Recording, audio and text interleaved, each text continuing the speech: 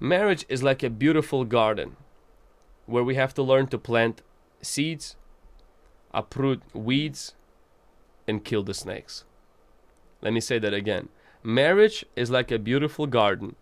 We have to learn to pull weeds, plant seeds, and kill the snakes. Come on. And so that's what we're going to talk about today, is how to kill snakes Come on. in marriage. That's awesome. How to be a demon slayer in your marriage. How to fight a spiritual warfare in your marriage. And my wife will jump in and share 5 main marriage snakes that a lot of people can face or are facing right now. Yeah.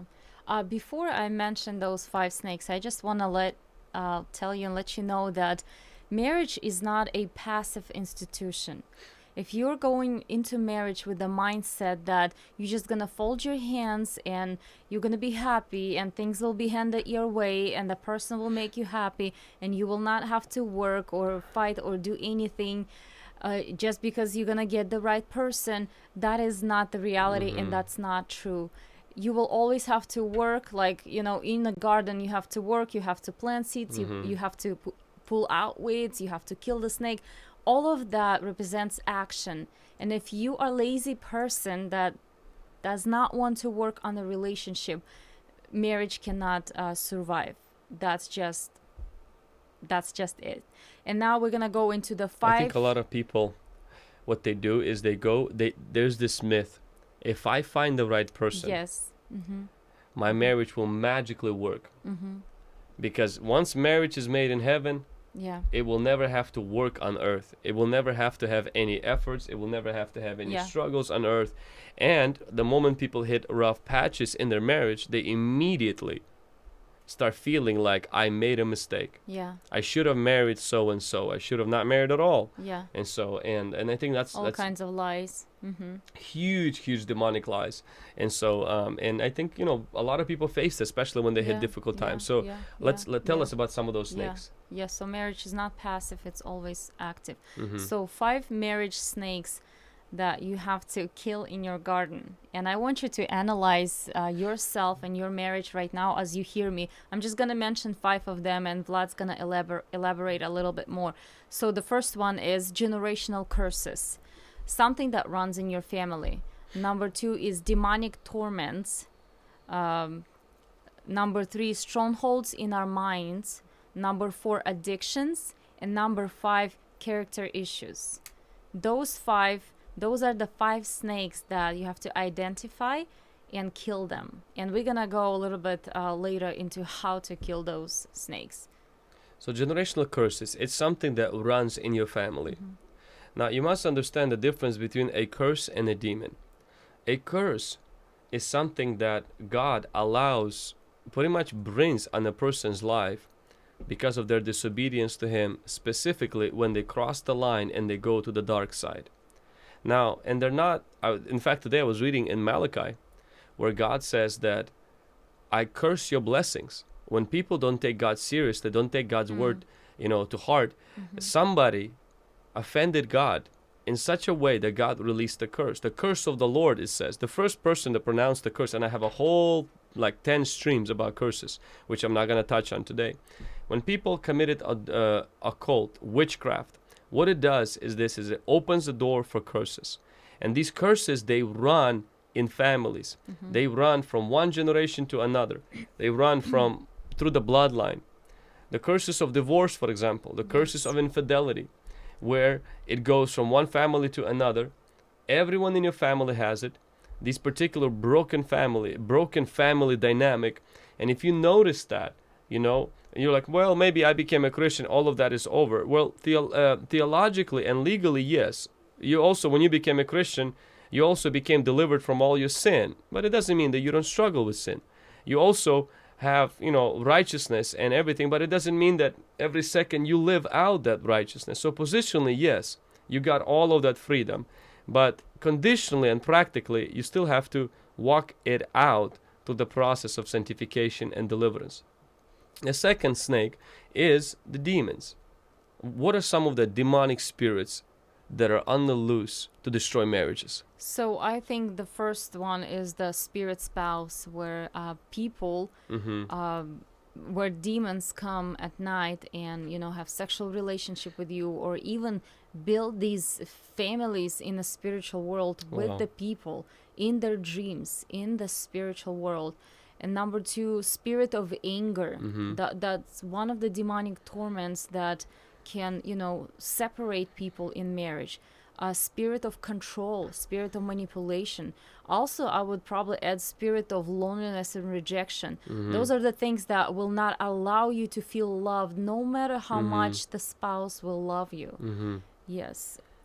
Guys, those of you who are just watching right now, I want you, don't forget to click that like. And if you are rewatching as well, click that like and then drop that in the comment below of what you're receiving already. Snakes, we're out to kill the snakes today. We're out to destroy the snakes. Amen. So drop that in the comment if you are about to do spiritual warfare, if you're ready to put up a fight, not to take the devil not to let him run rampant in your family, and to put up a fight against him, and you're going to be a demon slayer for the glory of God. Drop that in the comment in Jesus' mighty name. Now the strongholds, the snake of the strongholds in the mind, it's lies, myths about marriage. It's when we see marriage, as something that is a contract instead of a covenant. It's when we have these unrealistic expectations, when we have lies that we've believed about marriage, sometimes from our parents, sometimes from our culture, that I fell out of love, or we grew apart, or people who just like, I just I'm still young, I can go and get married to somebody else, and so people allow these cultural perceptions, perspectives, and lies, myths, false expectations, views, and these things to take hold of their heart and become rooted in their soul, thus eventually allowing the enemy to ruin their relationship because of these strongholds. Yes. And the next one is addictions, such as to alcohol, drugs, pornography. Those are the obvious things that everybody know that they will ruin a relationship. Yeah, these things are deadly, and we're going to talk about that in a moment, and how to deal with them, how to deal with the spouse who has them. And the last one is really, it's a character issues. It's issues of the flesh. Now, you may say, well, why did you contributed that to a snake? Because honestly, Satan operates on the field of the flesh. Yes. Satan's, place of operation, if I could say his desk, his software upon which he runs all his programs, is the flesh. The flesh, is the place of where we have character flaws, we're stubborn, we're proud, we're negative, we shift blame, we don't take responsibility, we're unrepentant, we are very pessimistic and very selfish, ego-driven. And so what this allows is give Satan a software, give him a platform to run all of his hideous crime and all of his plans. And so maybe today you are in a marriage where you feel trapped, you feel stuck. Maybe you feel like, I can't take it anymore. Maybe you are in a marriage today where you already gave up. Perhaps there's a divorce paper that is already, written up, lawyers are involved. Or maybe emotionally you checked out.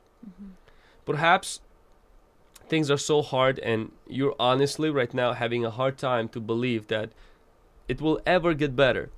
It will ever turn around. Maybe you're dealing with a spouse that has abuse problems, or that has abuse of alcohol, abusing alcohol problems. Or maybe you're dealing with someone that is addicted to pornography, or somebody that is being attacked at night, or is somebody who is honestly demonized right now. We want to help you today. We want to offer some help. Most importantly, we want to offer you hope. Nothing is too difficult for God. Nothing is too challenging for God. People have went through even worse things, and God brought them out. We want to share with you some of the things that we really, through prayer, felt like we wanted to bring to you and bring a blessing to your life, and hopefully maybe save some marriages so that people's lives can be changed today through this broadcast. So if you are ready for some of the truth, for the truth to set you free, drop that in the comment right now. If you are rewatching this broadcast, don't forget to smash that like button and then drop that in the comment. Say, hey, I am ready, Pastor. Lay it on us. We are ready for this. This is going to be fire. So what is the first thing that we want to start with people who are in the spiritual warfare in marriage right now? I think number one solution, step to a solution, I would say, is to recognize the reality of spiritual world. Yes, we have to recognize that it's not just us, but there's enemy against the institution of marriage. Yes, us individually too, but the devil, he hates marriage and he wants to do everything he can to pull apart and to break that institution that God has created. Yeah, if you remember the Garden of Eden, this was perfect marriage. In the harmony with God, there was no temptation, there was no internet, there was no other couples, there was no other women for Adam to look at. There was no shopping malls for Eve to go shop, and then they have financial problems. I mean, they were perfect for each other. Everything was perfect. But even in that perfect environment, the Bible says that there was a snake. There was a cunning snake there. And this cunning snake started to tempt Eve. And then Eve influenced her husband. And instead of him being the man that God called him to be, he just kind of followed the lead in the wrong direction. And then they start blaming each other. And then they start hiding. And now at first, the symptoms of these problems seemed like, oh, everybody faces that. You know, a little bit of control, a little bit of doubt, fear, blame shift, hiding, shame, and fighting. And, who doesn't have that, why are you putting there's a demon behind every bush, Vlad, like, it's all about demons for you. It's not about demons for me, but I'm going to tell you one thing. The world is way more spiritual than you realize. Okay? You have to understand, the world you live in right now, my friend, is the consequence of the world you haven't seen yet. The world we don't see made the world we do. The world we don't see existed before the world we do see. That world is ancient. That world is eternal. That world is bigger, it's vast. And that world has way more influence on our world than you imagine. Way more influence than we imagine. But our world has also effect on that world way more than we imagine. And so to live without the reality of the unseen realm, to live without the understanding and recognizing that there is a war going on right now, is honestly the dumbest thing you can do with your life. If you are doing that, I don't care if you have more degrees than a thermometer. You're an idiot. You don't know nothing about life. Because your thoughts are not visible. They're in the invisible realm. Love is not something you can see. It's something you can feel. It's not visible. There's no microscope that can check that. So everything about us, our spirit, is not visible. And so we have an enemy. We have a plot against our life that's not visible. If you forget that, my friend, then what's the point to pray? If you don't believe in that, then honestly, what's the point to believe in God? What's the point to love? What's the point to control your thoughts? What's the point of eternal life? Like, none of that stuff exists then. For us as Christians, this is the basis of everything. There is a spiritual realm. There's a God. You can't see him with your eyes, but he is real.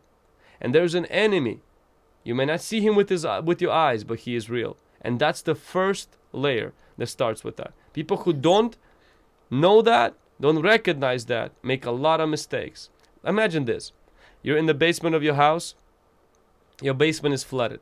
What's the first thing you're going to do? Are you going to go try to get the water out of the basement? No, you won't. You're going to go try to find where is the leak, where is the broken pipe, and where is the open faucet. Once you fix the root of the problem, only then you will deal with the symptoms. And so you must look. The roots of our problems are in spiritual realm. Yeah.